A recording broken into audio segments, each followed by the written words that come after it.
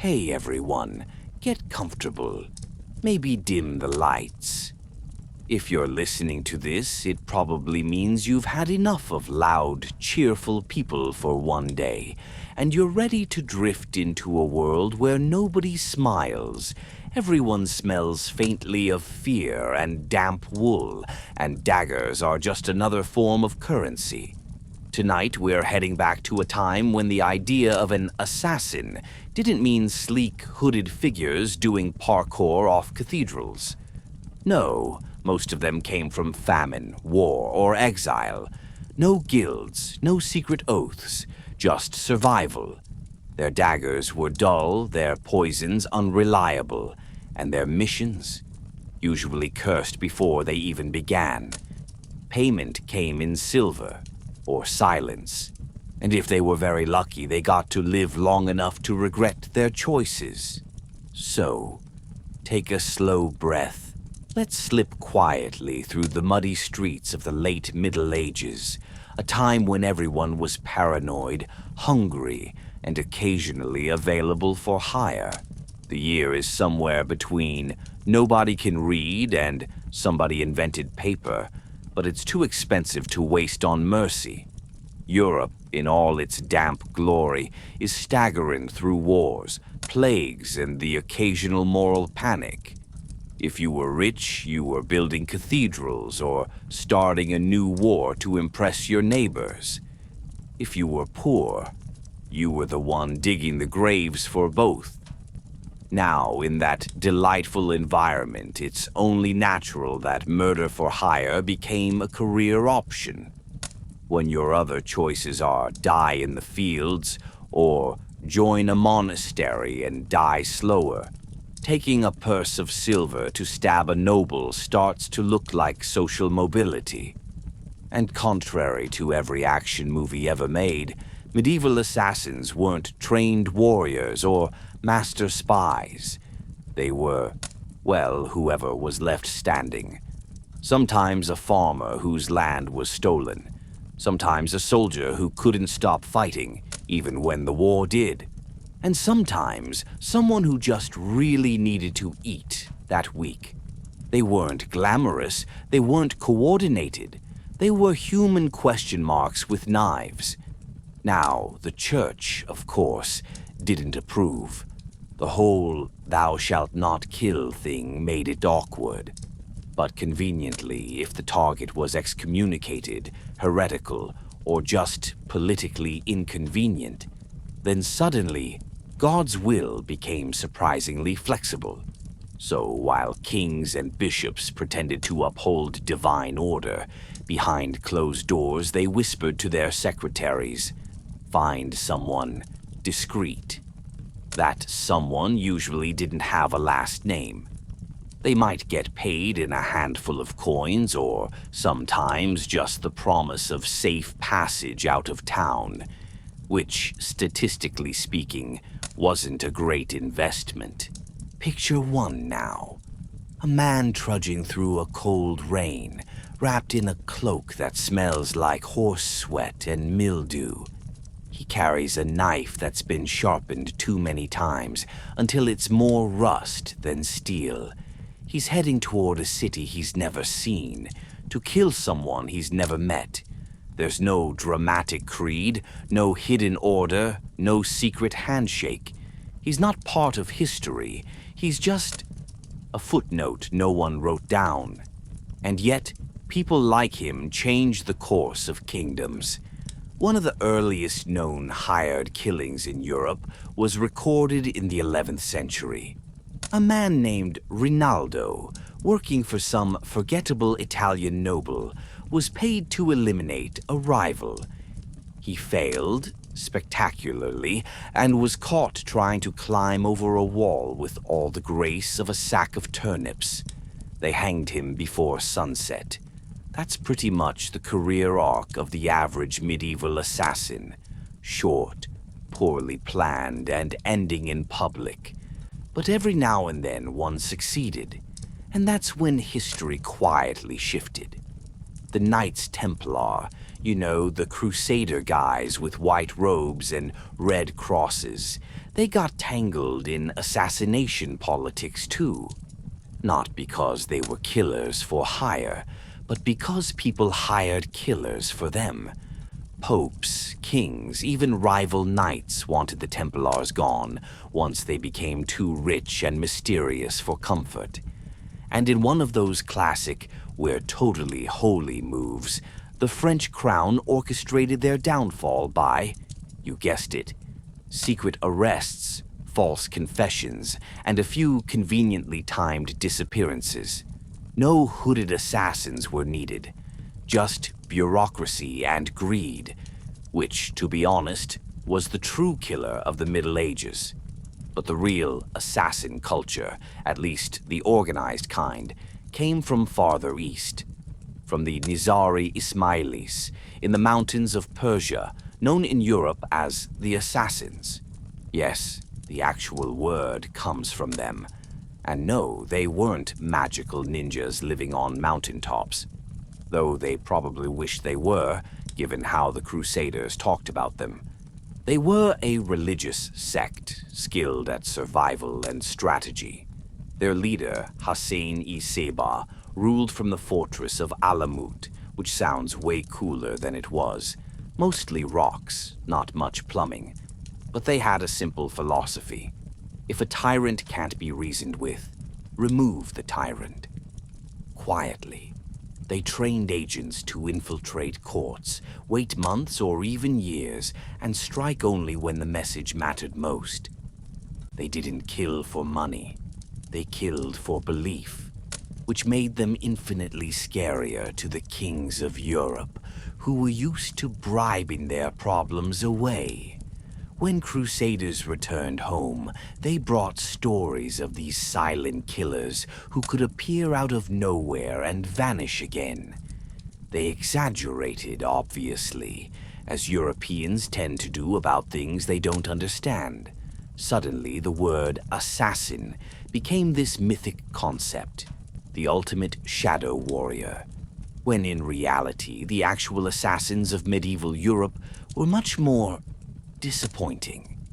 They didn't glide across rooftops. They stumbled through alleys. They didn't have throwing knives. They had spoons they'd filed down into points. And they definitely didn't wear hoods, unless you count potato sacks.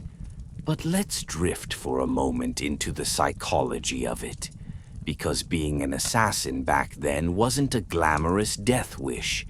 It was usually just a wish to escape debt, a wish to get revenge, a wish to make it through winter without freezing.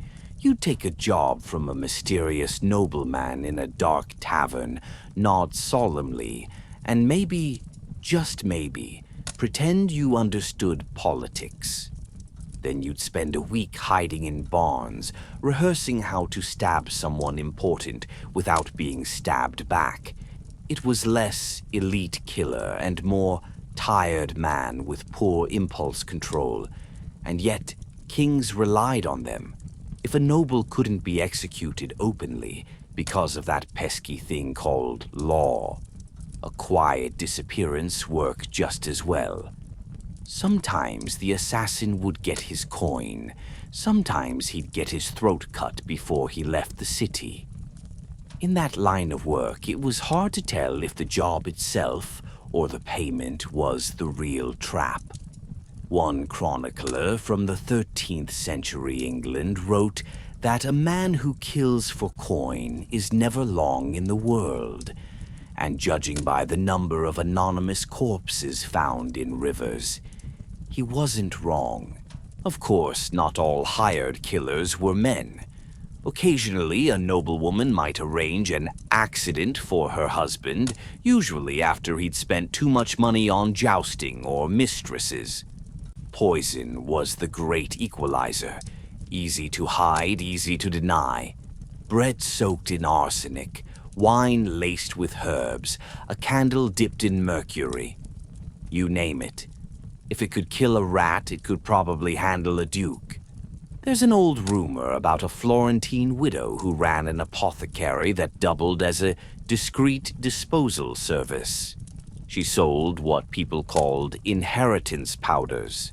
They worked fast and they worked clean. Naturally, she was executed when too many nobles mysteriously died of digestive issues. But let's not romanticize it. For most assassins, there was no ideology, no guild, no glory, just hunger and the quiet desperation of being invisible. They slipped through history unnoticed, like candle smoke, their names erased, their motives forgotten. All that remains are the whispers, fragments of contracts, rumors in court records, a dagger found beside a dead bishop. They were pawns in a world obsessed with kings, and sometimes the pawns didn't even realize whose game they were playing. So next time you hear the word assassin, and picture some sleek figure leaping from rooftops in slow motion, remember the real ones. The ones with calloused hands and missing teeth. The ones who couldn't read the contracts they were signing. The ones who died before the ink dried. They didn't believe in destiny or creed. They believed in bread. And if history remembers them at all, it's only in the tremor of a rumor, a shadow cast by a dying candle. Hey again. If you're still awake after part 1, congratulations. You've made it through famine, foot rot, and medieval employment. Now it's time to glide gently into another corner of the same dimly lit world, where daggers met crowns, and the people who should have had the most protection somehow didn't. Royalty had everything: castles, gold, bad in-laws, but one thing they never had enough of was trust. The higher you climbed, the more people wanted you to fall, preferably from the top of a tower. So tonight, let's drift through a few of the quieter royal assassinations, the ones the history books either whispered about or shrugged off with mysterious circumstances. Our story opens with a king who had too many enemies to count, King Henry VI of England. A man so gentle and indecisive that the crown practically wore him. He was the kind of ruler who, when faced with rebellion, probably offered everyone tea. Unfortunately, his country preferred someone with a pulse stronger than a candle flame. During the Wars of the Roses, a messy, exhausting family feud between the houses of Lancaster and York, Henry got captured, lost his throne, and was thrown into the Tower of London. You know, that cheerful place where English monarchs go to rest. Officially, he died of melancholy in 1471. Unofficially, the Duke of Gloucester, who later became Richard III, the original hunchbacked villain of British propaganda, probably sent a man to assist with the melancholy. It said his blood soaked into the chapel floor, though, knowing English humidity, that could have been anything. Either way, he left this world quietly, and England, being England, immediately started killing each other again. Now, speaking of Richard III, he gets his own awkward spotlight, because, honestly, few monarchs have been both accused of so many murders and defended by so many amateur historians. You've heard the story: two little princes locked in the tower, their uncle, Richard, conveniently becomes king, the princes conveniently disappear. Contemporaries said they were never seen again, which is basically medieval for "you can stop asking." Did Richard do it? Probably. Was it personal? Not really, just logistics. Medieval succession was less about divine right and more about who's alive long enough to sign the papers. It's kind of poetic, in a deeply depressing way, that one of England's most infamous murders was probably done by some tired man with straw in his hair and a dagger that wasn't even sharp. No glory, no speeches, just another night at the Tower. Now, let's float south for a moment to Italy, where assassination wasn't just a crime, it was a form of communication. If England killed quietly, Italy killed artistically. Take Galeazzo Maria Sforza, Duke of Milan in the 15th century. He was the kind of guy who made enemies faster than he made fashion choices. He loved hunting, women, and showing off his legs in tights, truly a Renaissance man. He also loved torture, arrogance, and humiliating people in public. So, on Christmas Day, 1476, 3 noblemen decided to give Milan a holiday miracle. They cornered him in a church and stabbed him to death in front of the altar. His killers were immediately executed, but not before one of them reportedly said, "This is how tyrants die." A bold statement for someone about to lose all his limbs. Still, you have to admit, the acoustics in that cathedral must have been great. Meanwhile, in Florence, yes, that Florence, another holiday massacre was being rehearsed. The Pazzi conspiracy of 1478 was supposed to be quick and surgical. Kill the Medici brothers, seize power, and maybe grab lunch afterward. They chose the perfect venue, the Florence Cathedral, during Sunday Mass, because nothing says Holy Day like Holy Bloodbath. They managed to stab Giuliano de' Medici 19 times before the congregation even realized this wasn't performance art. But Lorenzo, the other brother, later known as Lorenzo the Magnificent, fought back and survived. The conspirators were hanged from the cathedral windows by the end of the week, which just proves that Renaissance Italians had range, from fresco painting to creative executions. Back up north, in Scotland, things were less artistic and more muddy. King James I of Scotland learned that being too clever in the 1400s was basically asking for a dagger. He was a reformer, which in medieval terms meant someone everyone wants dead. After years of trying to centralize power and annoy nobles, he was cornered in a monastery by a group of assassins. He tried to escape through a sewer, but, fun fact, he'd recently ordered the exit grate to be sealed to prevent tennis balls from getting lost. Yes, tennis. So, he literally died because of tennis. Stabbed 28 times while hiding in a drain. You couldn't script that kind of irony if you tried.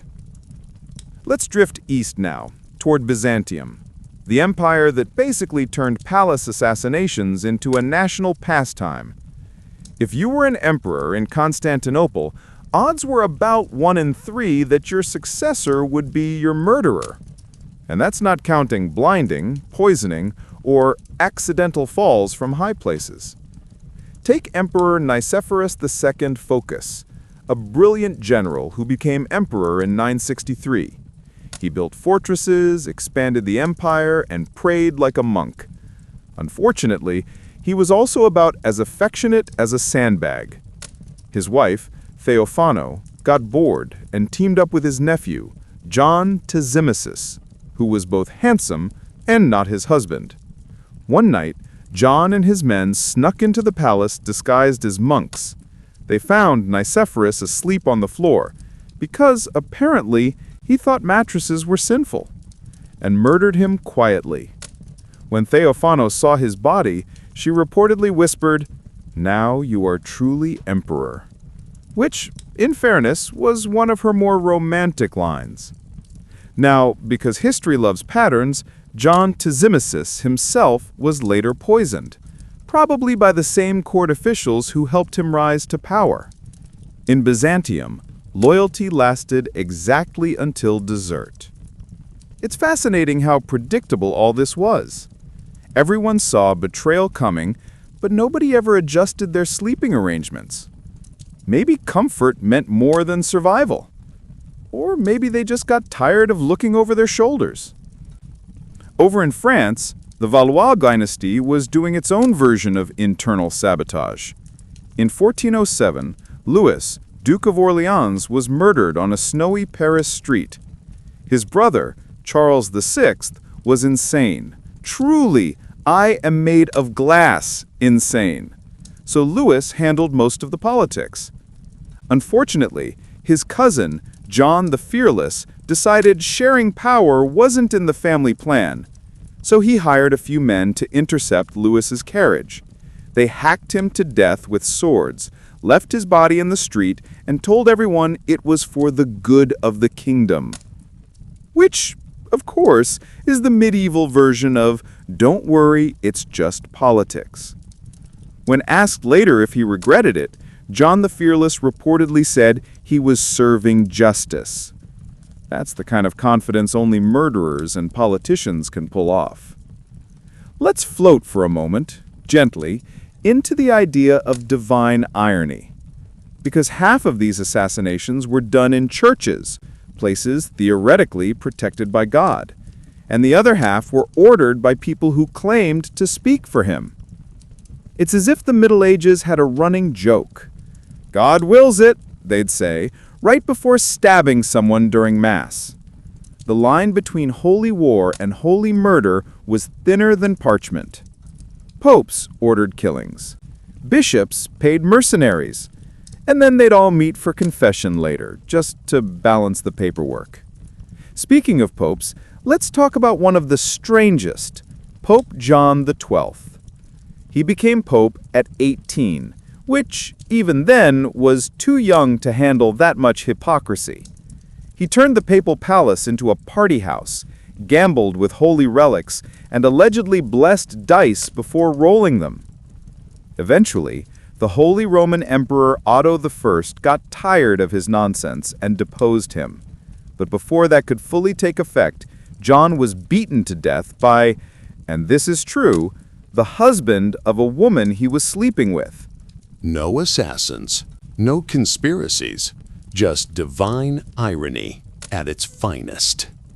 If you're still awake, you might be noticing a pattern here. Every ruler who thought themselves untouchable eventually met someone with a knife, a grudge, or a good aim. But what's fascinating, and quietly tragic, is that none of these assassins were remembered. The history books named the kings, the queens, the dukes, the popes, but the people who actually changed the story? Gone. No portraits, no songs, just a faint note in a chronicle, scribbled by a tired monk with ink-stained hands. That's the essence of medieval power. All noise, glory, and candlelight on the surface, while beneath it, the real history was written in blood and silence. And somewhere in the echoes of the cathedrals and corridors, you can almost hear the truth whispering. Every crown had a cost, and someone always had to pay it. Hey there, still awake? Or at least pretending to be. That's fine. This next part is made for that half-dreamy state where your brain says, history lesson, but your body says, please let me fade into oblivion. So, let's glide softly away from daggers and open violence for a bit.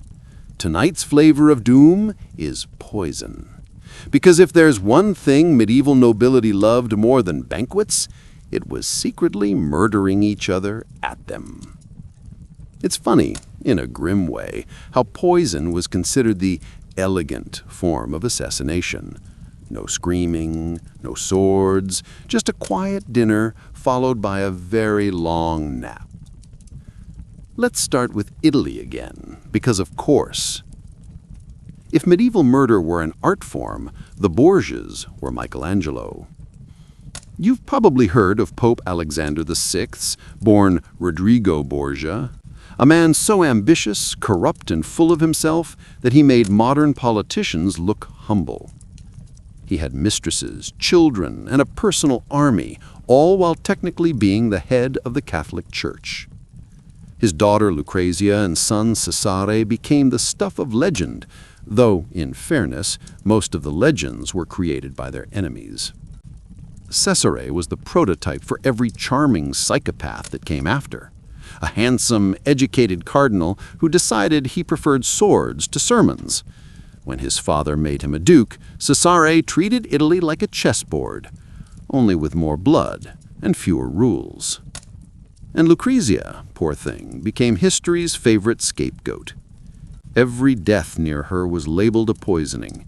Every rumor became gospel. Was she a manipulative femme fatale? Maybe.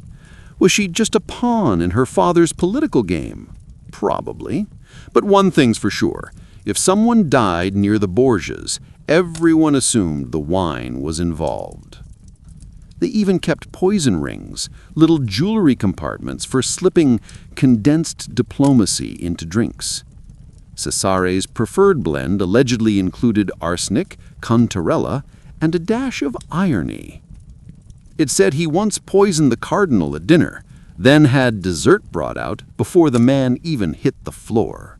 Because, as Cesare might have said, business is business. Now let's float north, to France, where noble families turned slow poisoning into a kind of household tradition. In the late 1600s, during the reign of Louis XIV, Paris was practically bubbling with scandal. And one of the biggest was the Affair of the Poisons, a 10-year-long panic about witches, fortune-tellers, and bored noblewomen murdering their husbands with powdered inheritance. It all started with a string of mysterious deaths among the upper class. Doctors called it food poisoning. The police called it too convenient. Enter Madame de Montespan, the king's mistress, a sharp-tongued beauty who wasn't thrilled about losing favor. Her name got tangled in rumors of black masses, love potions, and poison vendors operating under the guise of spiritual advisors. One such figure, Lavoisier, ran what can only be described as a 17th-century dark Etsy shop. Poisons, potions, spells, and occasional murder-for-hire services. She was eventually caught, confessed to everything, and burned alive. The trials uncovered dozens of nobles who'd quietly purchased poison, usually to adjust their marriages. The scandal was so big the king had to shut it down just to save face. Because when half your court might be murderers, it's better to stop asking questions. Meanwhile, over in England, poison was considered too Italian. The English preferred something a bit more clumsy, like swords or treason. But there were exceptions, like Thomas Overbury, a poet and advisor to King James I. He was locked in the Tower of London for being inconveniently opinionated, and then, surprise, he died. His guards claimed natural causes, but the autopsy found arsenic, mercury, and several other culinary surprises. Turns out the Countess of Essex wanted him gone. Her husband's political ambitions depended on it. The case became a national scandal. England learned two things that year. One, never trust your food in prison, and two, the nobility really could kill you with style if they tried. Now, if we glide gently eastward again, into Russia, we reach a special kind of noble dysfunction. Because when it came to self-destruction, the Romanovs didn't just flirt with poison, they practically courted it. Take Ivan the Terrible, and yes, that was his official nickname. He was suspicious of everyone, including his own family. He had his kitchen staff taste everything, sometimes twice. He also occasionally poisoned them, just to test their loyalty. It didn't end well, but then nothing ever really did for Ivan. Fast forward a century, and we meet Peter the Great, another overachieving Romanov who thought enlightenment meant torture your friends for science. He personally oversaw the execution of his own son, Alexei, for allegedly conspiring against him. Poison wasn't even necessary. Paranoia did the job just fine. And then there's Catherine the Great, who married into the dynasty and probably wondered what kind of cursed soap opera she'd joined. Her husband, Peter III, lasted about 6 months on the throne before mysteriously dying during a coup. officially, natural causes, unofficially, suspiciously bruised neck. It's hard to say if Catherine ordered it. She probably just looked the other way. History tends to forgive you when your reign turns out successful. Now, let's take a slow drift back into Central Europe, where the Habsburgs were doing their best impression of a genetic experiment gone wrong. They didn't need poison. They had inbreeding. The family tree was less of a tree and more of a circle. By the 1600s, their jaws were enormous, their fertility questionable, and their sanity optional. The most famous casualty of this was Charles II of Spain, who ruled one of the largest empires in the world and couldn't chew food properly. His autopsy revealed he had the body of a 70-year-old man at age 39. No poison needed, just centuries of cousin marriages. When he finally died, the Spanish succession crisis tore Europe apart, proof that sometimes nature's poisons are just genetics and bad decision-making. If we move west again, across the Pyrenees, the Portuguese royal court had their own slow poison, family politics. In 1758, King Joseph I narrowly survived an assassination attempt that involved gunfire, jealousy, and way too many noble suspects. The powerful Tavora family was accused, tortured, and executed, including the matriarch.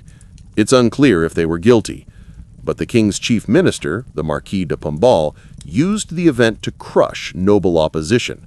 No chemical poison required, just paranoia, paperwork, and a few public executions.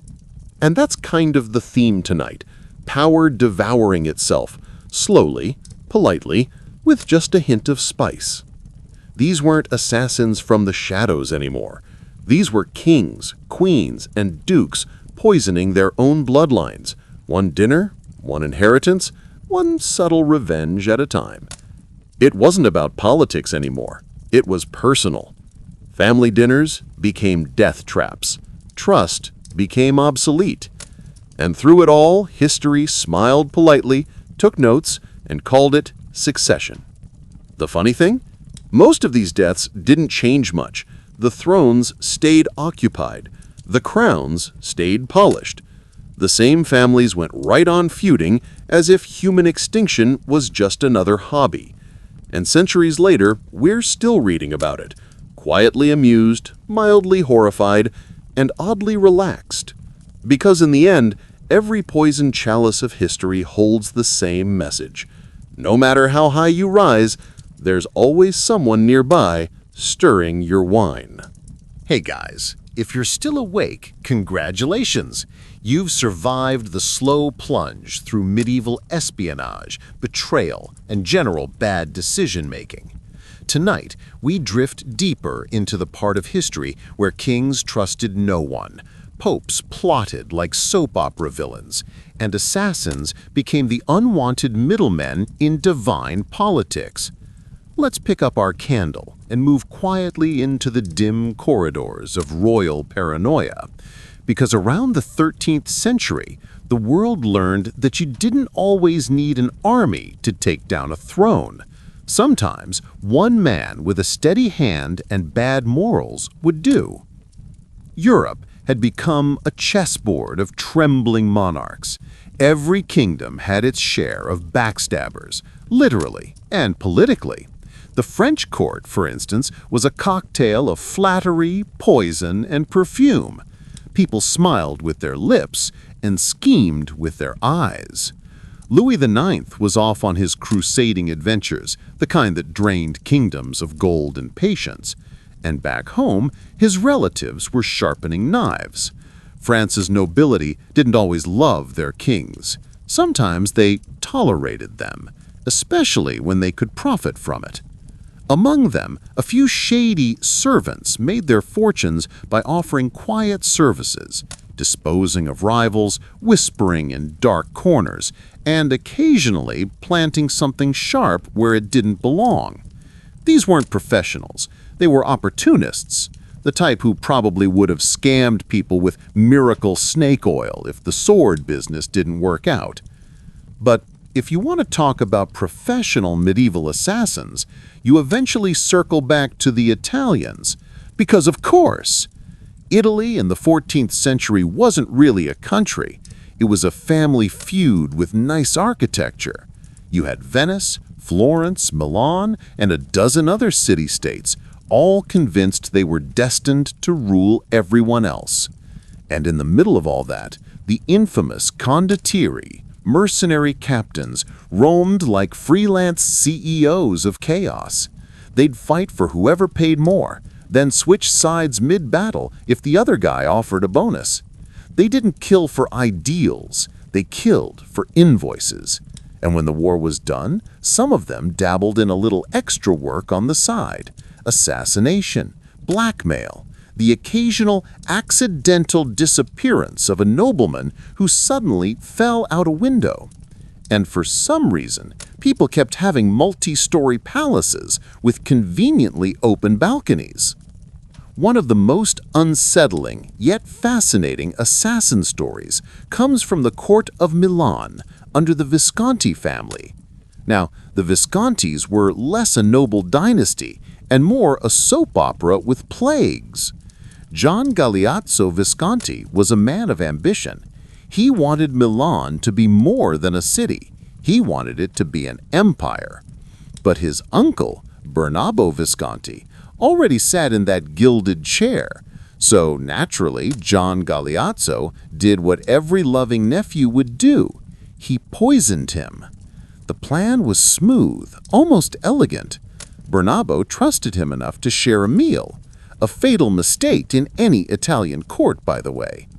John Galeazzo offered his uncle a drink, one with a little extra spice, and suddenly the throne of Milan had a new occupant. The message was clear. Trust was for peasants. Speaking of peasants, down in the alleys of Florence and Venice, assassin work was starting to look almost organized. Guilds handled everything else. Blacksmiths, merchants, painters, so why not the art of quiet murder? Not officially, of course, but through rumors, debts, and favors, networks formed. You didn't find assassins by posting a help wanted notice. You found them through whispers in taverns or a priest who knew a guy. Payment was in gold, jewels, or sometimes a pardon. One thing was consistent: there were no refunds. Now, while Italy was perfecting the art of political killing, England was still learning how to write angry letters about it. By the 15th century, English politics had turned into a family fight with sharp objects, also known as the Wars of the Roses. The Lancasters and Yorks both wanted the crown, and the royal assassins didn't wear black cloaks. They wore titles. Nobles plotted, betrayed, and executed each other with such enthusiasm that one chronicler joked there were more traitors than loyal men in England. Queen Margaret of Anjou, for instance, wasn't just fighting for her husband's throne, she was fighting for her own survival. And if that meant a few mysterious accidents happened among her enemies, well, history doesn't say she complained. But the English weren't the only ones with a flair for elegant murder. Over in the Byzantine Empire, or what was left of it, assassination was practically an HR process. If you wanted to be emperor, you just had to wait for your cousin to trip, get poisoned, or suddenly retire to a monastery. The palace guards were always ready to help with the transition. In Constantinople, poison wasn't just a method, it was an art. Some emperors employed court physicians who doubled as problem solvers. Imagine going to your doctor and wondering if he's prescribing you medicine or murder. And the best part? Byzantine politics were so twisted that nobody ever really knew who ordered the killings. Sometimes even the assassins didn't know. They just got paid, did the job, and vanished into a city of marble and secrets. Back in the Islamic world, meanwhile, the legend of the original Nizari assassins had already faded, but their influence lingered. Every ruler feared whispers of the old man of the mountain, even centuries after his death. The myth became stronger than the truth. People blamed assassins for everything: political collapse, poisoned kings, even bad weather. It was the medieval version of saying it was hackers. And honestly, it worked. If everyone thinks you might send a killer, you rarely need to actually do it. Fear became the sharpest weapon of all. Let's float quietly back to Europe for a moment, where a curious thing was happening. By the Renaissance, assassins had evolved from desperate men in the shadows to courtiers with clean hands. The murder itself was still dirty business, but the ordering of it, that was pure politics. The Medici family of Florence turned this into an art form. They were bankers, patrons of art, and, when necessary, subtle orchestrators of unfortunate incidents. Giuliano de' Medici learned that the hard way during the infamous Pazzi conspiracy of 1478.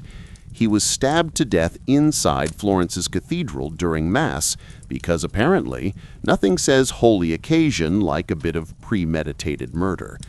His brother, Lorenzo the Magnificent, barely escaped alive.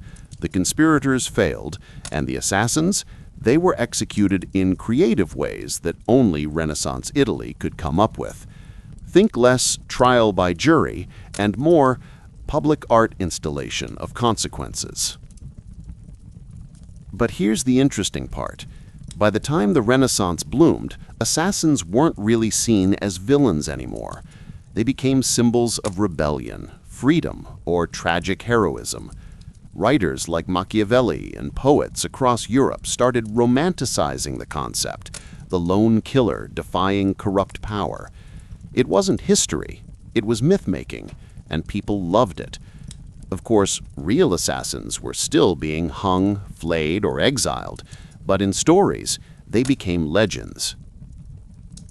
By now, you've probably noticed a pattern. Every age had its assassins, sometimes born from vengeance, sometimes from poverty, sometimes from politics. But underneath all the chaos, there's something oddly human about it all. The way people, pushed to desperation or ambition, picked up a dagger and tried to change history, one cut at a time. Not heroes, not monsters, just people doing terrible things for reasons that made sense to them at the time. And that's the quiet tragedy of it all. Let's rest here for a bit, because in the next part, we'll drift into the final age of assassins, when politics went global and silent blades gave way to powder, plots, and revolutions.